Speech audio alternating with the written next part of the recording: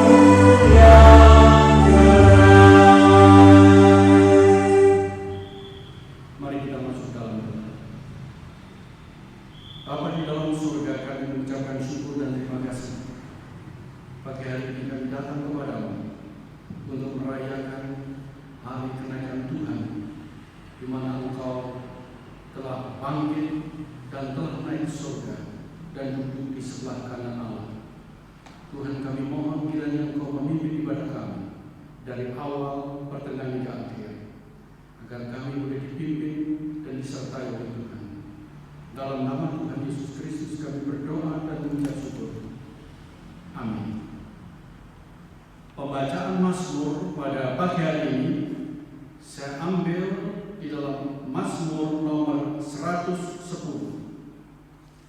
Mazmur nomor 110. Demikian bunyi firman Tuhan. Mazmur Daud. Demikianlah firman Tuhan kepada Tuanku, duduklah di sebelah kananku, sampai kubuat musuh-musuhmu menjadi tumpuan kaki. Tongkat kekuatanmu akan diulurkan Tuhan dari Sion, memerintahkan di antara musuhmu. Pada hari tentara bangsa, merelakan diri untuk maju dengan perhiasan kekudusan. Dari kandungan fajar, tampil bagimu keremajaanmu seperti embun. Tuhan telah bersumpah, dan Ia tidak akan menyesal. Engkau adalah imam untuk selama-lamanya menurut Melkisedek. Tuhan ada di sebelah kanan. Ia meremukkan raja-raja pada hari murkanya. Ia menghukum bangsa-bangsa sehingga mayat-mayat bergelimpangan. Ia meremukkan orang-orang yang menjadi kepala di negeri luas. Dari sungai di tepi jalan ia minum. Oleh sebab itu ia mengangkat kepala. Saudara-saudara sekalian, kita akan lanjutkan ujian kita nomor 75, penuhilah pialamu hari ini. Ujian nomor 75.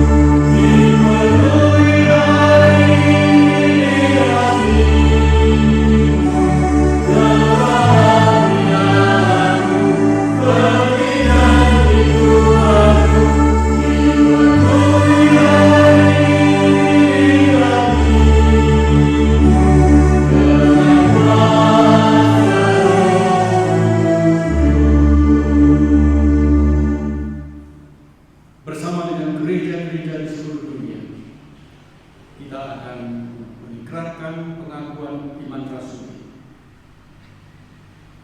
Pengakuan iman rasuli 1. Aku percaya kepada Allah, Bapa yang Maha Kuasa, Khalik langit dan bumi, dan kepada Yesus Kristus, Anaknya yang tunggal Tuhan kita, yang dikandung daripada Roh Kudus, lahir dari anak darah Maria, yang menderita sengsara di bawah pemerintahan Pontius Pilatus, disalibkan, mati dan dikuburkan, turun ke dalam kerajaan maut, pada hari yang ketiga bangkit pula dari antara orang mati, naik ke surga, duduk di sebelah kanan Allah, Bapa yang Maha Kuasa, dan dari sana Dia akan datang untuk menghakimi orang yang hidup dan yang mati. Aku percaya kepada Roh Kudus, gereja yang kudus dan aman, persekutuan orang kudus, dan dosa, kebangkitan daging, dan hidup yang kekal. Amin. Kita akan lanjutkan pujian kita nomor 79, Roh Penghibur datang. Bye.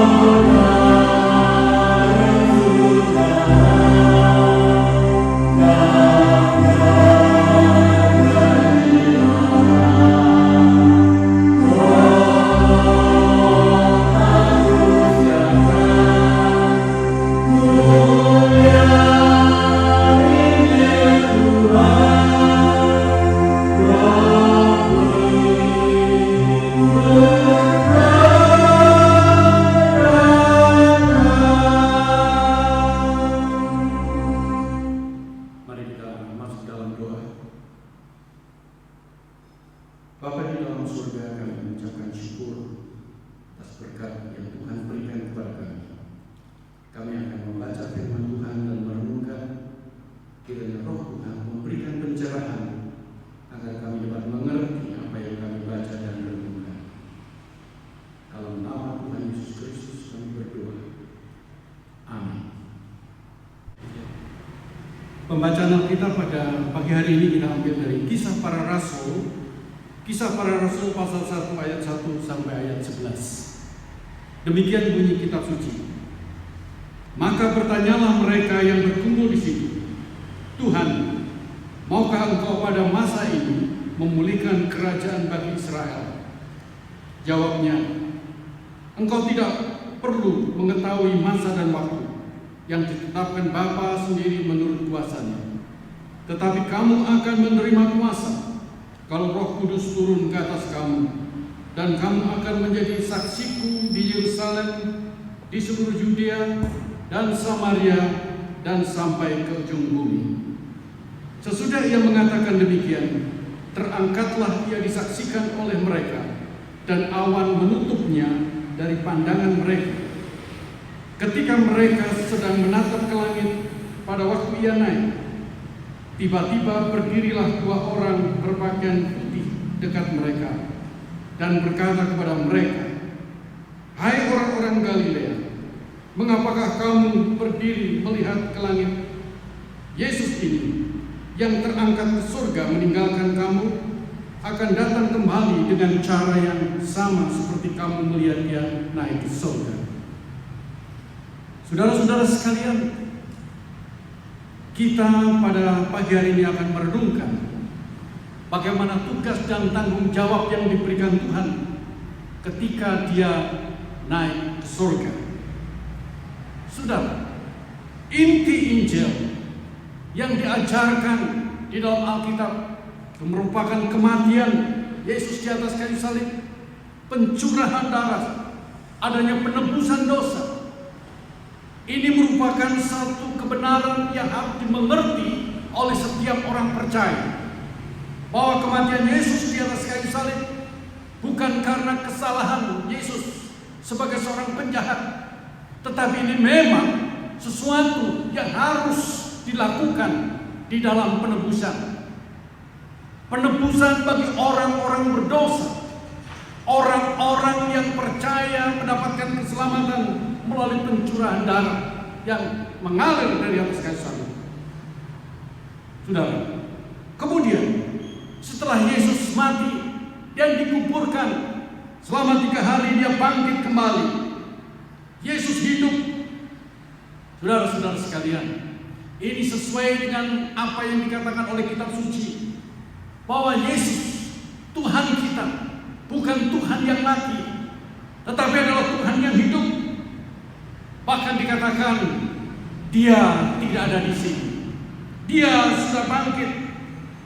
Saudara-saudara sekalian, fakta kebangkitan merupakan fakta sejarah. Kebangkitan menunjukkan bahwa Yesus berkuasa atas kematian.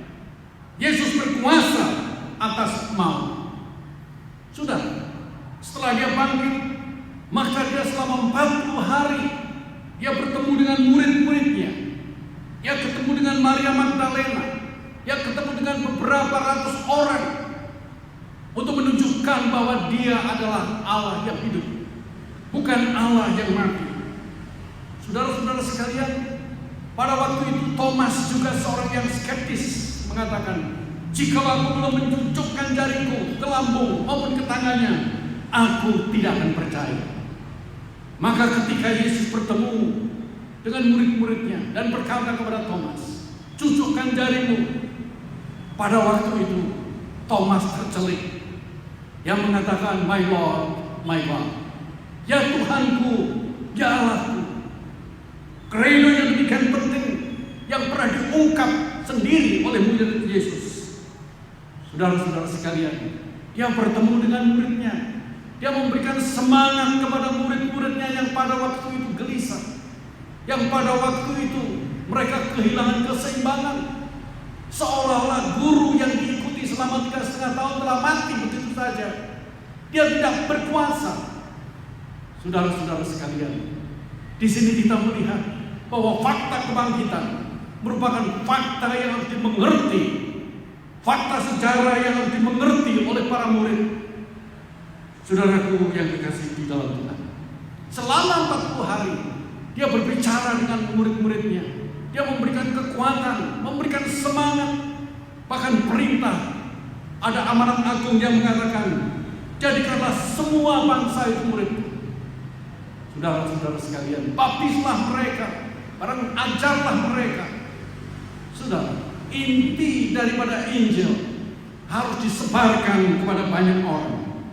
Saudara-saudara sekalian, murid-muridnya diajarkan bagaimana mereka menjadi seorang guru yang memuridkan banyak orang. Baptiskan mereka di dalam nama Allah Bapa, Allah Putra dan Roh Kudus. Ajarlah mereka tentang firman Allah.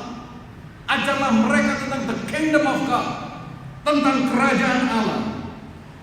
Saudara-saudara sekalian, ketika ketemu dengan Petrus, dia mengatakan apa? Petrus, apakah engkau mengasihi aku lebih daripada semuanya? Apa yang dikatakan? Gembalakanlah domba-dombaku.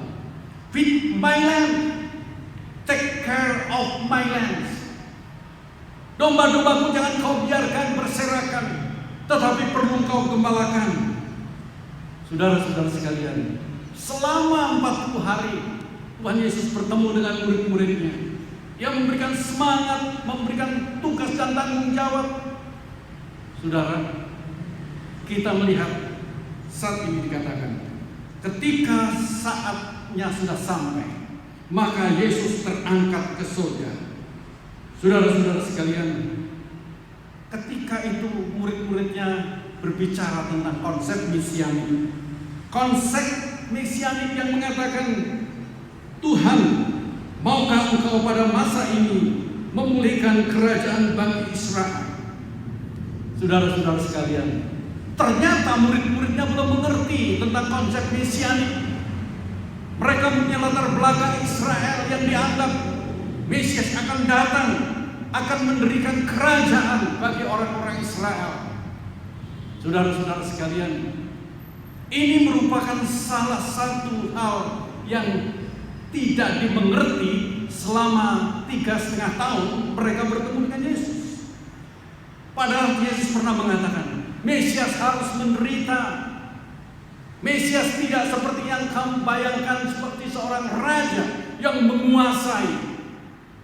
Tetapi seorang Mesias adalah seorang yang humble, yang rendah hati, yang menyerahkan nyawanya bagi tebusan banyak orang. Saudara-saudara sekalian, disinilah kita melihat bagaimana Tuhan Yesus memberikan pengajaran yang terakhir. Apa yang kau inginkan itu tidak terjadi. Itu karena Bapa sendiri yang mengetahui. Saudara-saudara sekalian, engkau jangan berbicara tentang kingdom of Israel, tetapi kamu harus berbicara tentang kingdom of God, tentang kerajaan Allah. Saudara-saudara sekalian, sebelumnya dia mengatakan, tetapi kamu akan menerima kuasa kalau Roh Kudus turun ke atas kamu, dan kamu akan menjadi saksiku di Yerusalem, di seluruh Yudea dan Samaria, dan sampai ke ujung bumi. Saudara-saudara sekalian, sebelum dia naik ke surga, maka beberapa hal yang penting harus kita catat di sini. Yang pertama, dia akan memberikan kuasa penuh kepada murid-muridnya. Aku akan memberikan engkau power. Dengan power itu engkau bisa melayani aku. Saudaraku yang dikasihi, mereka merasa lemah. Mereka merasa tidak berdaya. Mereka merasa lemah. Dan sebagai manusia, tidak heran kalau mereka kehilangan keseimbangan. Maka dari itu Tuhan Yesus mengatakan, aku akan memberikan kuasa kalau Roh Kudus turun ke atas kamu. Kuasa apa? Bukan kekuasaan secara politik, bukan kekuasaan secara sosial, tetapi kekuasaan secara spiritual. Mereka bisa melakukan tindakan-tindakan untuk memberitakan firman Allah. Saudara-saudara sekalian, kuasa ini diberikan supaya mereka memiliki Roh Kudus. Kalau mereka belum memiliki Roh Kudus, mereka akan merasa ketakutan untuk berbicara atas nama Yesus. Saudara, setelah kuasa itu diberikan, mereka harus menjadi saksi. Saudara-saudara sekalian, di sini saksi, engkau akan menjadi saksiku, saudara, di Yerusalem dan di seluruh Yudea, Samaria sampai ke ujung bumi. Saudara, di sini kita melihat bagaimana Tuhan Yesus memberikan tugas dan tanggung jawab. Kalau tugas yang pertama dikatakan, pergi, jadikan semua bangsa muridku, ajarkan mereka. Tetapi di sini dikatakan, engkau harus menjadi saksiku.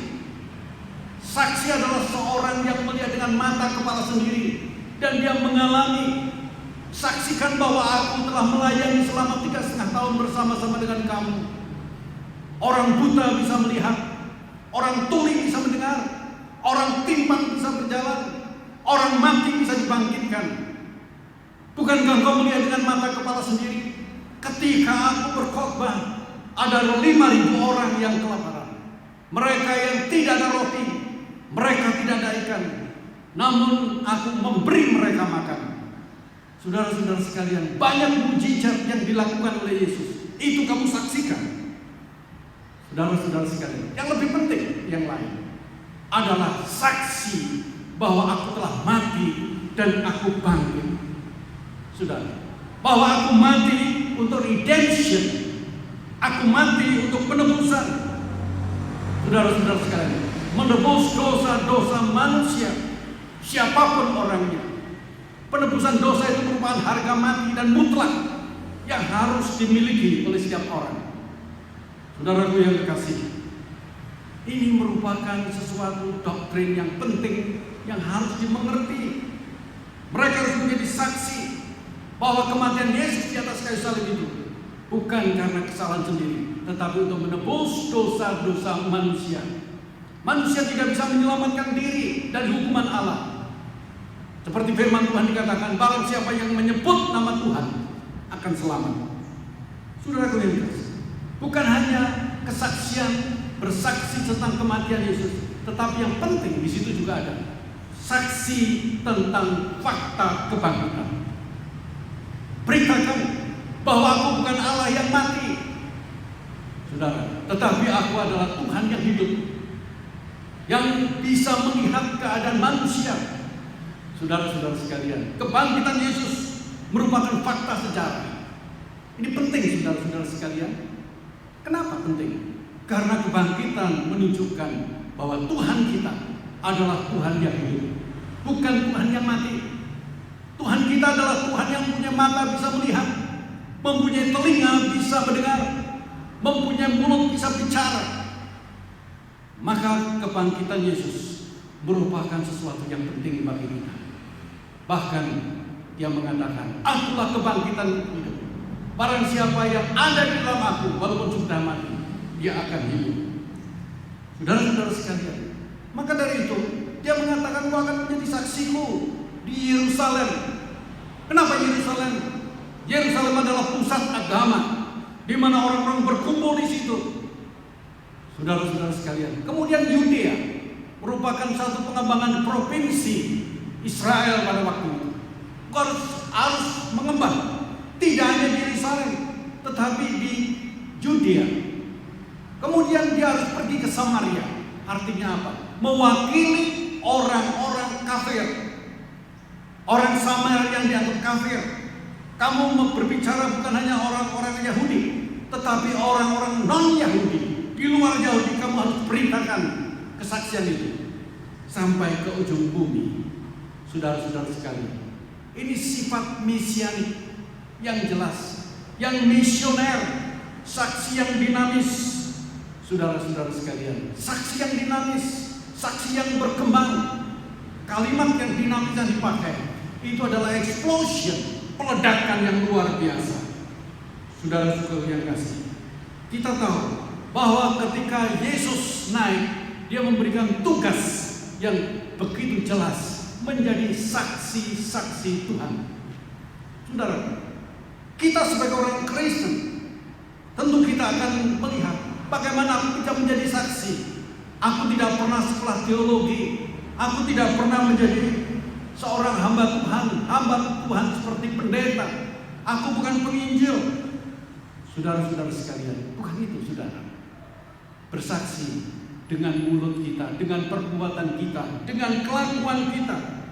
Saudara, ketika itu kita melihat ketika Pentakosta, saudara, apa yang terjadi? Petrus berkhotbah. Ketika Roh Kudus turun, maka Petrus yang demikian takut ketika menyangkal Tuhan Yesus gara-gara dengan perempuan itu, tetapi dia sudah bisa berkhotbah dengan berani. Dia berkhotbah, kesaksian melalui khotbah yang demikian berani. Secara kristologi, dia memiliki konsep yang sistematis, di mana dia berbicara tentang kematian dan kebangkitan Yesus. Saudara-saudara sekalian, demikian juga Petrus bersaksi tentang mujizat yang luar biasa. Ketika itu, setelah Roh Kudus turun atas dirinya, ketika dia melihat orang yang timpang, dia melihat emas perak tidak ada padaku, yang aku punyai demi nama Yesus berdiri, berjalan. Saudara-saudara sekalian, kuasa, kesaksian yang sangat luar biasa. Dan Yesus, para murid-murid Yesus, mereka lebih berani berbicara. Kita lebih taat kepada Allah daripada kepada kalian. Sudah satu pernyataan kuasa Roh Kudus telah luar biasa. Maka dari itu kebangkitan Yesus merupakan titik tolak di dalam segala sesuatu. Maka ketika dia naik, maka dia mengatakan, engkau akan menjadi saksiku. Maka dari itu kita saat ini perlu melihat tugas dan tanggung jawab kita sebagai saksi-saksi Kristus, saksi-saksi yang berbicara. Oleh karena itu saudara-saudara sekalian, kita dengar apa yang dikatakan Yesus. Kita tunggu bagaimana Roh Kudus turun, supaya kita bisa menjadi saksi-saksi, supaya kita diurapi oleh Tuhan, supaya kita menjadi saksi yang berani berbicara, berani melakukan penginjilan, melakukan segala sesuatu untuk kemuliaan Tuhan. Kiranya Tuhan memberkati kita. Amin. Kita akan berdoa. Bapa di dalam surga, terima kasih untuk firman yang sudah kami dengar.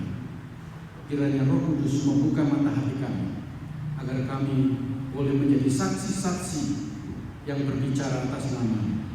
Terima kasih Tuhan. Kami serahkan hidup kami dalam nama Tuhan Yesus Kristus kami berdoa. Amin. Kita akan menyanyikan pujian Haleluya, Haleluya. Hallelujah.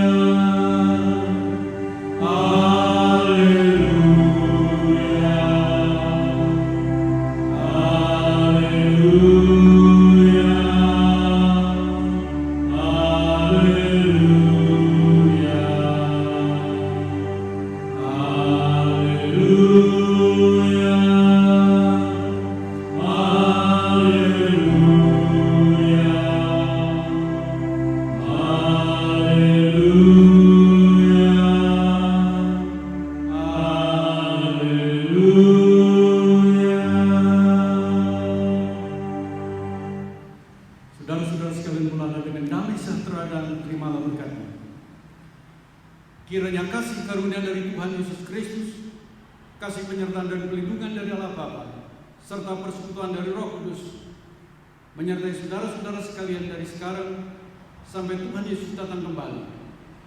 Amin.